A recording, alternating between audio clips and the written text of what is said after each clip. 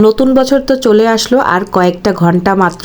সবাইকে অগ্রিম নববর্ষের শুভেচ্ছা জানিয়ে আজকের ব্লগটি শুরু করছি। সবাই কেমন আছে? 2024 সাল কার কেমন গেল অবশ্যই কমেন্টস করে জানাবেন। নতুন বছরে কার কি প্ল্যান অবশ্যই কমেন্টস করে জানাবেন। আর এই দেখেন, আমার কিন্তু কোনো প্ল্যান নেই। আমার এই জায়গাটা কিন্তু ভীষণ পছন্দ।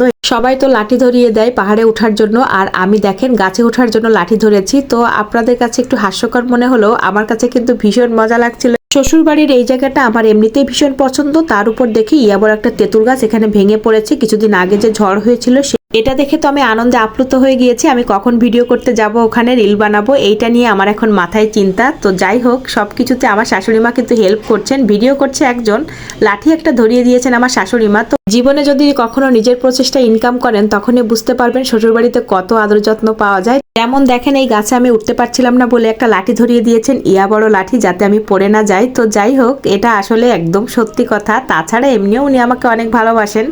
তো যাই হোক, পুরোপুরি আমার মিশনটা সাকসেসফুল হলো। আমি যেটা করতে চেয়েছিলাম সেটাই করা শেষ। তবে 2বার মিশনে সাকসেস হয়েছি। প্রথমবার একদম পারছিলাম না, পরে শাশুড়ি মা আমাকে বলেছিলেন তুমি এখন না গিয়ে চান করার সময় যেও, তাহলে পড়ে গেলেও সমস্যা নেই।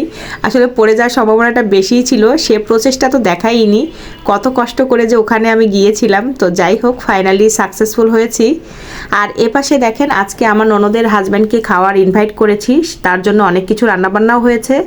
তো মা অনেক কিছু অলরেডি রান্না করে ফেলেছেন নিরামিষ, যেমন বেগুন ভাজি, ডাল, তারপর হচ্ছে একটা সবজিও রান্না করেছিলেন। আর এপাশে হচ্ছে আমি মাছ রান্না করেছি। এখানে কাঁকড়ার যে ঘিলু, এই ঘিলুটা পিসি শাশুড়ি মা হচ্ছে উনি বের করে দিয়েছেন। ওটা গরম জল দিয়ে কিভাবে যেন বের করতে হয়, আমি সেটার ভিডিও করা হয়নি। আসলে শ্বশুরবাড়িতে অনেক ব্যস্ত থাকা হয়, ক্যামেরা ধরার সময়ই হয় না। আর এখানে মেয়েটাকে একটু বলছিলাম তুমি একটু আমার ভিডিও করে দাও। আপনারা দেখতেই পাচ্ছেন কি একটা জাতা ভিডিও করে দিয়েছে, শুধু নড়ছে তো নড়ছেই, কি আর করা, ওই যেটুকু করেছে সেটুকুই বেটার। তো এই পাশে আমি তো এই যে চুলাতে রান্না করতে আসলে কাঠের চুলায়, তো দেখেন ধোঁয়াতে আমার অবস্থা খুবই খারাপ। তো কিছু করার নেই। আর এই পাশের কালারটাও যেন কেমন আসছে। তো এই বড়া ভাজছি, বড়াতে দিয়েছিলাম হচ্ছে চালের গুঁড়ি আর পেঁয়াজ, কাঁচামরিচ, এগুলা দিয়েই, লবণ, হলুদ, মরিচ, এইগুলা দিয়েই আসলে বড়াটা করছিলাম। এটা এমনিতেই অনেক মজা, যেহেতু চিংড়ি মাছ বা কাঁকড়া মাছের ঘিলুটা কিন্তু সেম লাগে খেতে।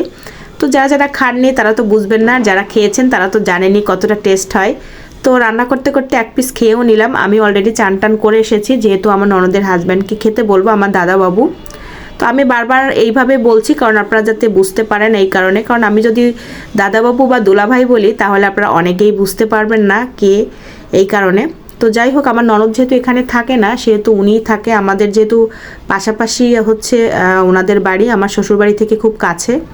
তো এটা আগের ভিডিওতেও বলেছিলাম। তো যাই হোক, অনেক কষ্ট করে আজকে ভিডিও দিচ্ছি। তো আপনারা কষ্ট করে প্লিজ দেখে নেবেন। আর ভালো লাগলে অবশ্যই লাইক, কমেন্ট, শেয়ার করবেন।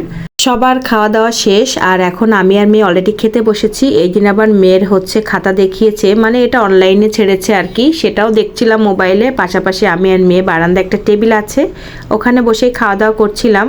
মা হচ্ছে ঘরে বসেছেন, কারণ আমরা এখানে আমিষ নিরামিষ দুটা মিলিয়েই খাচ্ছি, তার কারণে মা ঘরে বসেই খাচ্ছেন। আর এপাশে ওর বাবা সন্ধ্যার পর বাজার থেকে এসেছে, সাথে আমার জন্য পাঁপড়ও নিয়ে আসছে। পাঁপড় তো আর মা খাবেন না, পাঁপড় দেখলেই মেলার কথা মনে পড়ে। মেলাতে গেলেই কিন্তু পাঁপড় খেতাম, এটা না খেলে মেলা মেলা মনেই হতো না। পাঁপড় খেতে খেতে এবছরের শেষ ভিডিও আপনাদের সাথে আজকে শেয়ার করলাম। আবারও দেখা হবে নতুন বছরে। সবার জন্য শুভকামনা।